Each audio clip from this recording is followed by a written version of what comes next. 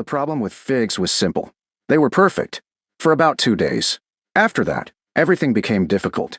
Margaret Hale heard the same explanation every harvest. Every single harvest. The fruit was beautiful. The flavor was exceptional. The customers loved it. And yet somehow the conversation always ended in disappointment. One August morning she stood inside the county produce co-op holding a crate of fresh figs while Grant Mercer examined the fruit. The figs looked magnificent.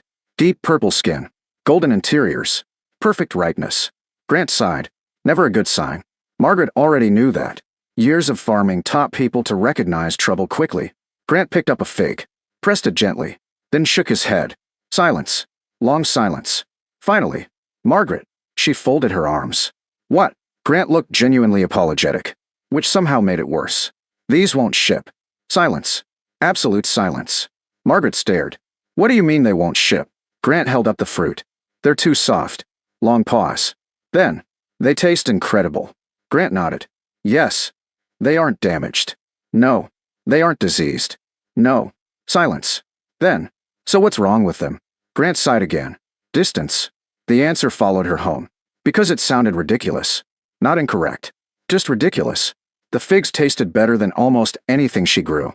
Yet apparently the very thing that made them extraordinary, their ripeness, also made them difficult to sell.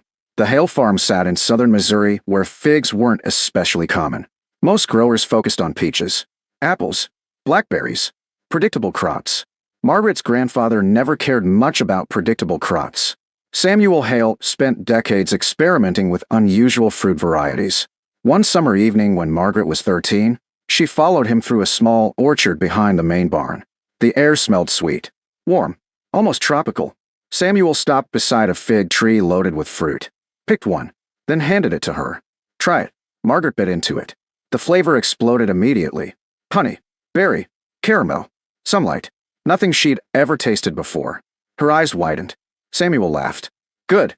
She nodded immediately. Really good. Long pause. Then, why doesn't everybody grow these? Samuel looked toward the orchard, then shrugged. Because they're difficult. That answer stayed with her. Because Samuel never avoided difficult things. If anything, he seemed attracted to them. Years later, after Samuel passed away, Margaret inherited the farm, along with notebooks, hundreds of them, field records, weather observations, yield histories, experimental plantings, everything. One particular section focused heavily on figs. Flavor exceptional. Market difficult. The phrase appeared repeatedly, again and again. Market difficult. Most farmers would have viewed that as a warning. Margaret saw potential, so she expanded the orchard. The county immediately decided she'd made a mistake. Naturally, at the diner Dale Harper created material instantly. Good news, everybody. Rick Harlow looked up. What? Margaret's growing fruit pudding. Laughter spread through the room. Margaret kept drinking coffee, ignoring them, mostly, but privately. The comments bothered her. Because orchards required patience. Years of patience. Nobody enjoyed hearing that years of work produced fruit pudding. The first major harvest arrived 3 years later. The fruit looked beautiful. Customers loved it. Restaurants loved it. Everyone who tasted it wanted more. The problem? Nobody wanted enough. At least not enough to sustain a growing orchard. Large distributors remained uninterested. National buyers remained uninterested. The same conversation repeated endlessly. Too fragile. Too soft. Too difficult. One autumn evening, Emily Hale sat across from Margaret at the kitchen table. Production reports covered every available surface. Harvest records. Sales summaries. Market notes. Everything. Emily looked around. You're doing it again. Margaret looked up. What? The reports. Silence. The reports. That means you're thinking. Long pause. Then, yes. Emily sighed. Dangerous. Very dangerous. What kind of thinking? Margaret pointed toward the sales sheets. Figs. Emily immediately looked nervous. Because fig thinking usually led somewhere expensive. Bad fig thinking? Margaret smiled slightly. Maybe. The next season produced the largest crop yet, which somehow made everything worse. Because now she possessed even more fruit nobody wanted to transport. At least according to conventional buyers. One morning, she loaded sample crates and drove back to the co-op. Mostly because she hoped something had changed. It hadn't. Grant looked at the fruit, then at Margaret, then sighed. Again. Still too soft. Silence. Margaret stared. Seriously? Grant nodded. Yes. Long pause. Then, what do I do with them? Grant shrugged. Local markets. Restaurants. Processing. Then another shrug. Whatever moves them fastest. The drive home felt longer than usual. Years of effort. Years of cultivation. Years of patience.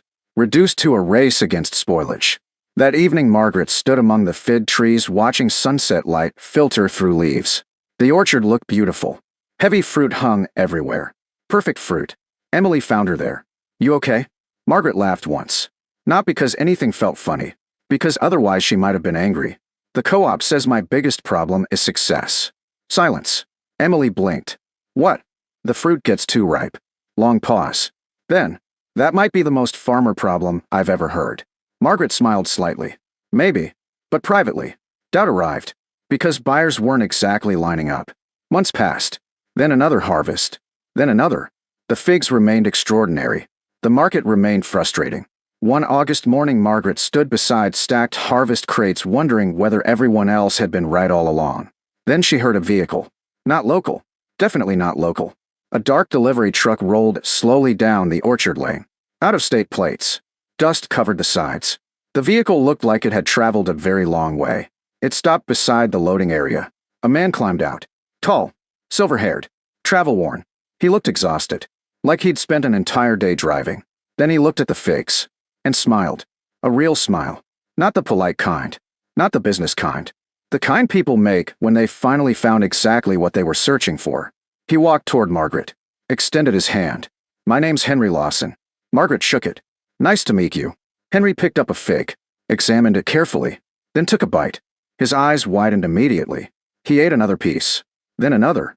Then looked back at her. And asked the question nobody at the co-op had ever asked.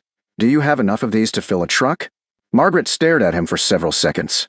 Because nobody had ever asked that question before. Not once. The co-op asked shelf life. Distributors asked shipping distance. Wholesalers asked storage requirements. Nobody asked whether she had enough to fill a truck. Henry noticed her expression. Then smiled. Is that unusual? Margaret laughed softly. A little. He looked toward the harvest crates. Rows of them. Filled with ripe figs. Then back at her. How much acreage? Margaret answered. Henry nodded slowly. Then smiled again. Good. Long pause. Then. Good. Yes. He picked up another fig. Split it open. Golden flesh glistened in the sunlight. Then he tasted it. Again. Margaret watched carefully. Most buyers sampled one piece. Maybe two. Henry was already on his fifth fig. That seemed unusual. Finally she folded her arms. So what exactly do you do? Henry smiled. Gin. Silence. Then. Gin. He nodded. Small batch craft gin. Long pause. Then. And you drove 400 miles for figs? Henry laughed. Not figs. He held one up. These figs. That answer stayed with her. Because nobody had ever spoken about the fruit that way. The next several hours disappeared. Henry walked through the orchard. Examined trees. Sampled fruit from different sections. Asked questions about irrigation. Harvest timing. Soil conditions. Everything. At one point he simply stood beneath a tree eating figs while writing notes. Emily watched from a distance. Then looked at Margaret. Margaret looked back. Neither knew what to make of it. Finally Margaret asked, what makes them so special? Henry pointed toward a fig. Flavor. Silence. Then, lots of fruit has flavor. Henry smiled. Not like this. He split another fig open. These aren't shipping figs. Margaret laughed. Believe me, I know. No. Henry shook his head. I mean, that's a compliment. Long pause. Then, what? Henry pointed toward the fruit. Most commercial fruit is bred to travel. Firm. Predictable. Durable. He took another bite. These are bred to taste incredible. The answer lingered. Because suddenly everything sounded different. The very thing that hurt her in commodity markets was exactly what Henry valued. That evening he stayed for supper. Afterward they sat on the farmhouse porch overlooking the orchard. The setting sun painted the hills gold. Henry leaned back. Do you know what your problem is? Margaret laughed. Apparently, everybody does. He pointed toward the fig trees. You've been talking to shipping companies. Silence. Then. So. Shipping companies sell logistics. The answer felt familiar. Very familiar. Like something Samuel would have said. Henry continued. They want fruit that survives trucks. They want fruit that survives warehouses. They want fruit that survives shelves. He held up a fig. I want flavor. The next morning, Henry loaded several coolers with samples, then handed Margaret a business card. "Give me 2 weeks." She frowned. "For what?" Henry smiled. "To prove something." Then he drove away. The county loved the story. Naturally. At the diner, Dale nearly spilled coffee. "A gin maker?" Margaret nodded. "Yes." Silence. Then, "No." "Yes." "No." "Yes." Rick looked over. "You expect us to believe somebody drove 400 miles for soft figs?" Margaret shrugged. "Doesn't matter." "What?" "He already drove." That answer irritated Dale immediately. 2 weeks passed. Then 3. Then 4. Nothing. No calls. No letters. No contracts. By the 5th week, Margaret started feeling foolish. Maybe Henry's simp. One evening, she stood beneath the trees watching sunlight fade across the hills. Emily walked over. "You thinking?" Margaret nodded. "Yes." "Bad thinking." Long pause. "Maybe." Then headlights appeared at the end of the lane. A familiar truck rolled slowly toward the farm. Emily sat up immediately. Margaret stood. The truck stopped. Henry climbed out carrying a thick folder. And unlike last time, he wasn't smiling. That worried Margaret immediately, because people usually smile when bringing good news. Henry walked toward her, then suddenly burst out laughing. A huge laugh. The kind people make when they're genuinely excited. "You have any idea what you've grown?" Margaret blinked. "Figs." Henry shook his head. "No." He spread papers across the truck hood. Laboratory reports. Distillation notes. Flavor analyses. Production summaries. Page after page. Henry pointed to one report. Extraordinary aromatic retention. Another. Exceptional botanical integration. Another. Outstanding flavor complexity. Margaret stared, because none of those words meant much to her. Henry noticed, then simplified. "Your figs make incredible gin." Silence. Then, "Oh." Henry laughed again. "That all you've got?" Margaret shrugged. "I don't know anything about gin." "Fair." Then he handed her a contract. She looked down. "Read the numbers." Stopped. "Read them again." Then once more. Because surely she'd misunderstood. "Surely. This can't be right." Henry smiled. "It is." Silence. 3 times market price?" "Yes." Long pause. "Every crate?" "Yes." More silence. Then, "You want all of it?" Henry nodded. "All of it." Margaret stared. Because the offer wasn't good. It wasn't excellent. It was transformative. The first truck loaded the following week. Then another. Then another. But Henry didn't stop there.